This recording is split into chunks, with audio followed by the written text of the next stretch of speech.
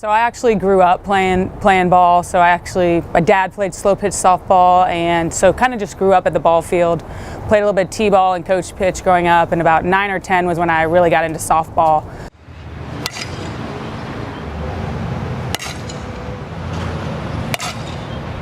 Coaching, it wasn't what I ideally thought I was going to do, and that's, I think, what's so cool about it. I was interested in finance and, wanted to work on Wall Street, and that was when the market was crashing, so all those jobs disappeared. And so I was back here for my 5th year, finishing up, and just was a student assistant. I just really loved being around the game and loved the opportunity to work with players, and that's really when I was like, I can't leave the game. This is something I'm passionate about. This is something I enjoy doing, and so, I've always been told if you enjoy what you do, you don't work. And so, yes, this is my profession, but I don't feel like I work every day. I feel like I get to do what I love.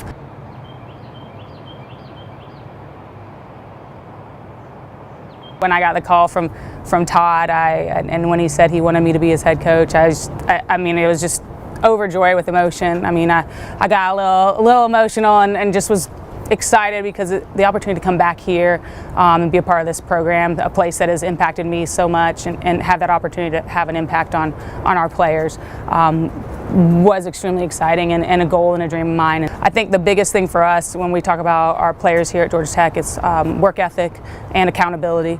And I think that any great team has both of those aspects, and we just want to continue to incorporate that. Be willing to hold each other accountable, be willing to do the extra work. Don't worry about what the coaches are seeing right now. You also have to do work extra. What are you doing when the coaches aren't watching? What are you doing when your teammates aren't watching? And that kind of plays into integrity as well. And I think those things carry into your life, when you go out into the real world. Each of their personalities are different, and that's the unique and challenging thing about coaching is understanding, okay, this player needs to be pushed this way, this player needs to be pushed this way.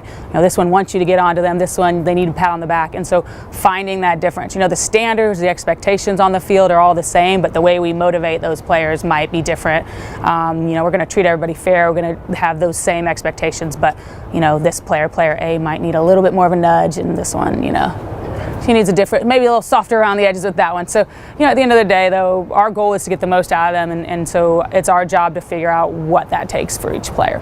But just for me, I think the easiest way to get through to our players and to anybody at this college level is just try to give them real advice, and so we try to equate everything to, if this is your job and you're giving half effort at your job, you're not going to be very successful. Yes, this is hard, but this is going to prepare you for what's next. And just really trying to be real with them about, how this correlates to the future.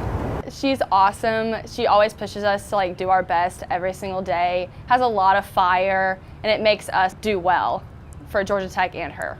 My favorite memory of Coach Morales was when we were playing Florida State at home, and there was some play at the plate. I can't really remember what happened. I think obstruction was called. The call didn't go our way, and Coach Morales had our backs and went to war for us and got thrown out of the game. And seeing her that fired up and just really having our backs and being there for us was just awesome to see. I just loved seeing that from our coach, knowing that she had our backs. That was seriously my favorite. I came into the huddle and was like, we need to have her backs. She had ours. Let's go win this. Just screaming. That was funny, except not in the moment. I don't know if I have one exact disappointment. I think coaching is very humbling, and so, the times that you're challenged or it's disappointing to me is when you're not able to get through to a certain player. You're not able to maybe get her to her potential. For some reason, whatever it might be, you just can't click with that player. And so I do think that's the best part about our profession, but also the most humbling is that it's not always gonna click with every player. And so I think that's usually when I have the most disappointment. It's not, wins or losses. It's, why was I unable to get through to this player?